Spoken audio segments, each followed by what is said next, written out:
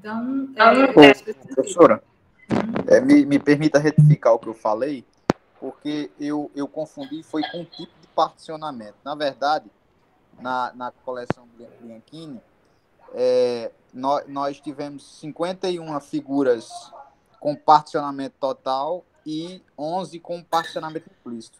Agora, dessas 51 que foram totalmente particionadas, foram particionadas em figuras com o mesmo número de lados, certo? Aí eu me confundi, foi nisso.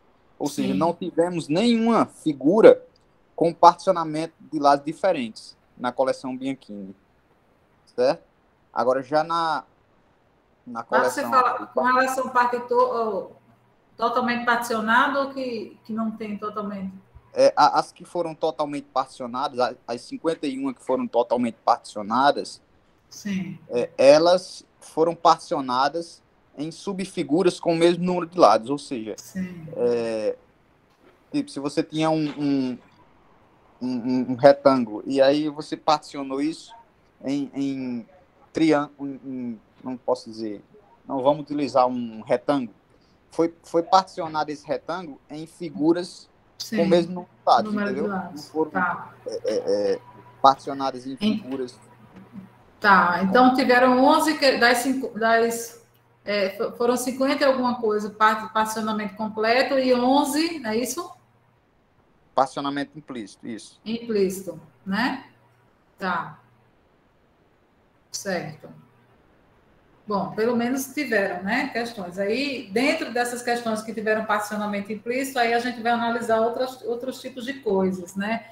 E aí, dentro do particionamento implícito, a gente consegue identificar que essas figuras que têm particionamento implícito também vão ter graus de dificuldades diferentes, ou seja, o fenômeno graus de dificuldades para estabelecer a relação parte-todo, ou seja, o fenômeno da congruência semântica vai estar atingindo as figuras, né, dependendo do tipo de figura, em graus diferentes de dificuldades, tá? E aí a gente encontrou, tá, algumas figuras que não têm um particionamento completo, mas os graus que a gente trabalhou lá na nossa pesquisa do doutorado, o último grau, o sexto grau, aliás, do quinto e sexto grau, a gente não consegue encontrar nos livros didáticos. E as figuras que têm mais de um inteiro também dificilmente também são trabalhadas nos livros didáticos. Então, são coisas que a gente precisa, de fato, compreender, inclusive até porque a gente sabe que o livro didático ele não é completo, né? Que agora o professor precisa ter esse olhar, né? Em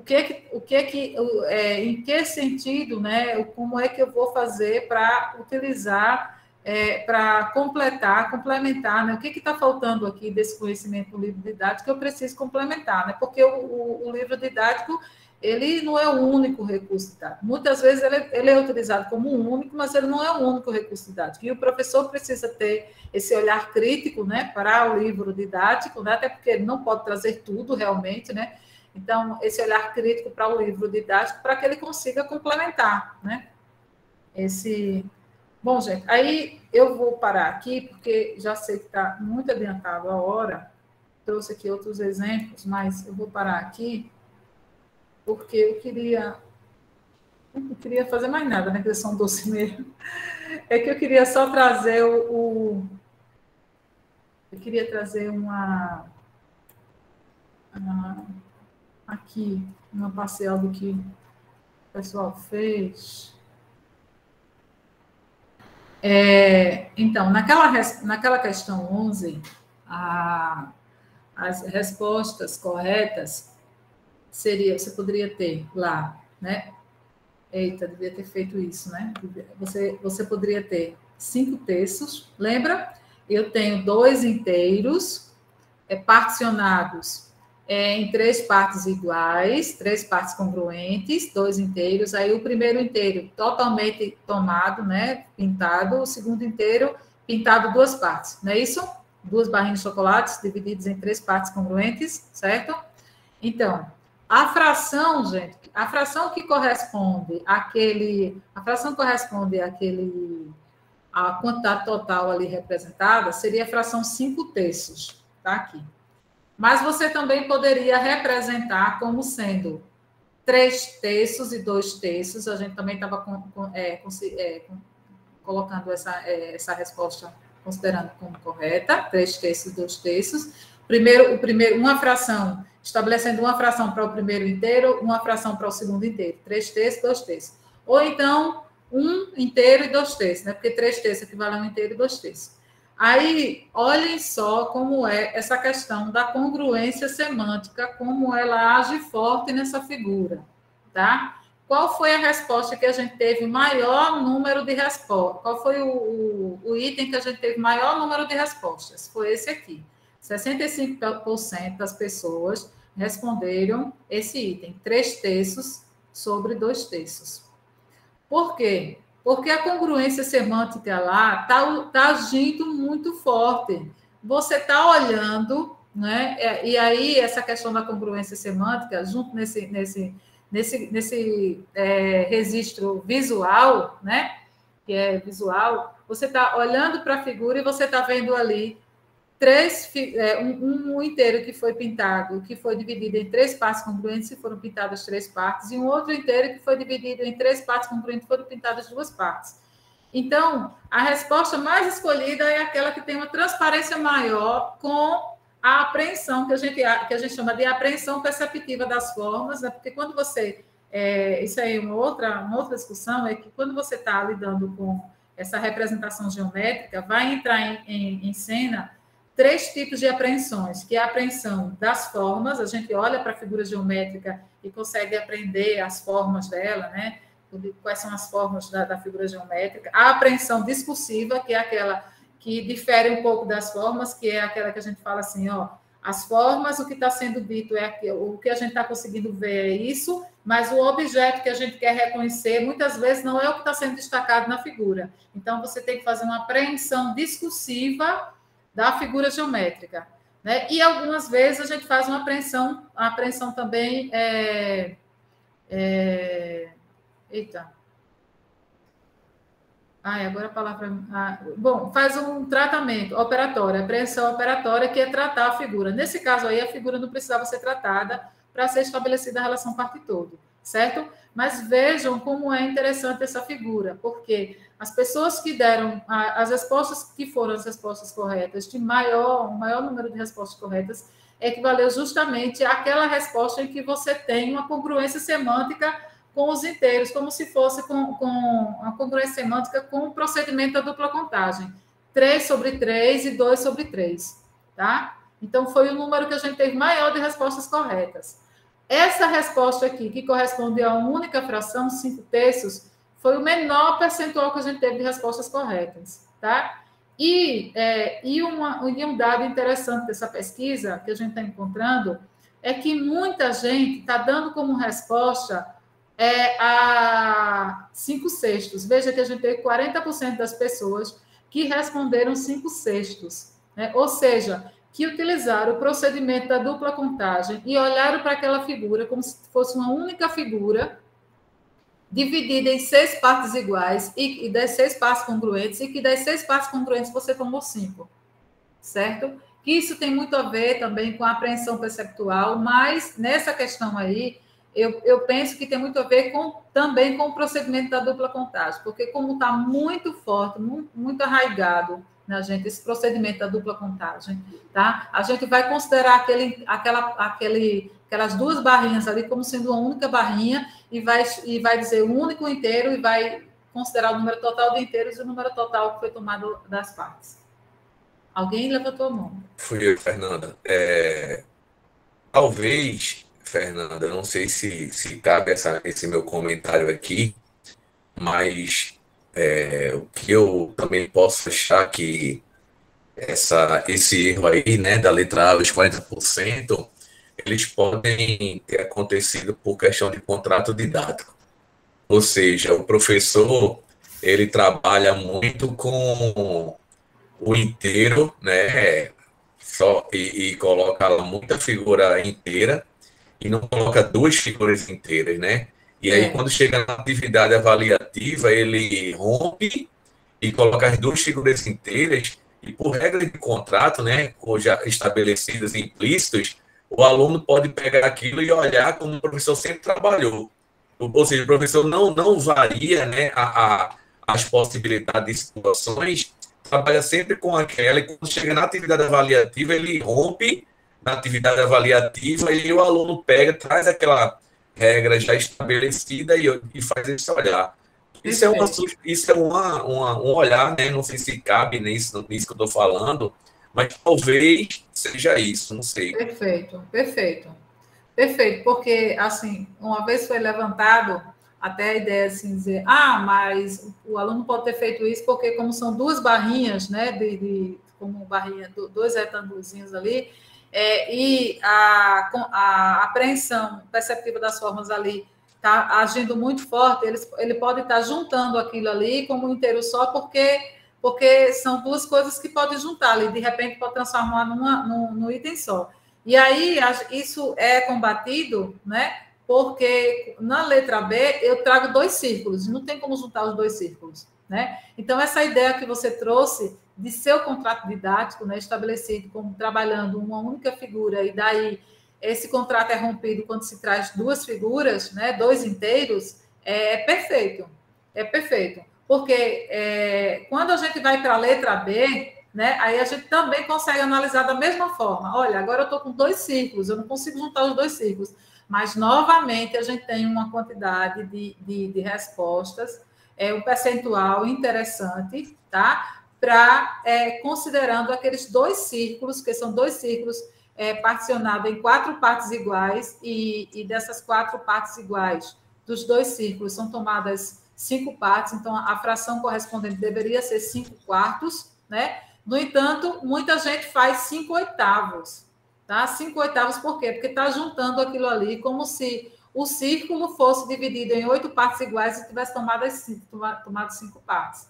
Então, é perfeita essa análise que você faz, Diógenes, de que o professor, de fato, é trabalhado muito na sala de aula, figuras, né, geométricas que representam um único inteiro, e aí, quando você vem com 2 inteiros, isso dá uma quebra no contrato didático. E é tão interessante que dessas pesquisas que eu estou fazendo com o professor diz assim, ele olha para a figura, aí dá esse resultado, 5/8. Aí depois ele disse, olha, mas a gente pode fazer de outra forma. A gente pode olhar para as figuras, cada uma separadas, e aí eu posso encontrar 4 quartos e 1 quarto. Desses 4 quartos eu formo um inteiro e 1 quarto. Aí daí ele chega à representação 5 quartos. Aí daqui eu posso encontrar a representação 5 quartos. E para ele teve professor que ainda não conseguiu romper a ideia. Para ele fica tendo 2 resultados. A gente ainda chama a atenção. Professor, mas aqui o senhor falou que é 5/8 e agora é 5 quartos? Eu disse, não, mas pode ser 5/8 e pode ser 5 quartos. Veja como é interessante. Demais. Tá, então, é isso. Era isso que eu queria trazer para vocês aqui. Gente, me desculpe, né? Porque eu falo muito, tá vendo? Se deixar, a gente fala. Viu? Mas eu gostaria de encerrar essa nossa discussão e agradecer aí a participação de vocês, a paciência, tá me ouvindo esse tempo todo, e agradecer demais. Fernanda, a gente agradece a palestra riquíssima, né? Vai ficar gravada no canal Professor Profissional, né, do YouTube. Quem puder depois se inscrever, se inscreva, tem muito conteúdo, né? Fernanda está trazendo essa contribuição riquíssima. E eu queria, assim, te perguntar, com base nessa teoria, né, riquíssima, mas hoje me ampliei um pouquinho profissionalmente também, né, até para poder, a gente, quando vai conversar, para poder fazer algumas descobertas no pensamento do aluno, porque o aluno está com dificuldade, analisar também a aula do professor, tudo, né, que eu trabalho com esses acompanhamentos, a gente começa a ter esse olhar. Eu queria que, se for possível, que orientação você diria para a gente, ou para a gente que está em sala de aula, para os professores que estão em sala de aula, professor que vai preparar material didático, o que é que todos nós professores, quando vai pensar numa aula, quando vai preparar um material, o que é que a gente deve, no teu ponto de vista, olhar, ter cuidado, mais atenção, para que o aluno seja beneficiado quando ele for ter contato com um novo objeto matemático? Então, dentro dessa perspectiva da teoria dos registros, eu entendo que o que a gente deve, enquanto professor, observar quando a gente vai, né, propor pensar num plano, numa aula, né, propor uma atividade, pensar numa aula, tratar de um novo conhecimento matemático, né, com os alunos, é justamente tentar verificar essa questão das representações, né, verificar quais são as representações desse objeto matemático, né, trabalhar nessa perspectiva de não só trabalhar nos tratamentos, porque a gente, quando professor de matemática, a gente gosta muito de trabalhar os procedimentos, né? Não só trabalhar os procedimentos, mas também trabalhar procedimentos que estão mais ligados a tratamentos nos sistemas semióticos, né? Mas trabalhar também nessa perspectiva da conversão, fazendo as relações, né, entre registros de representações daquele objeto matemático, né? Trabalhando nessa perspectiva, porque, assim, o Duval traz, eu acho que muito bem, ele é muito feliz quando diz isso, né, que a conversão, ela não é espontânea.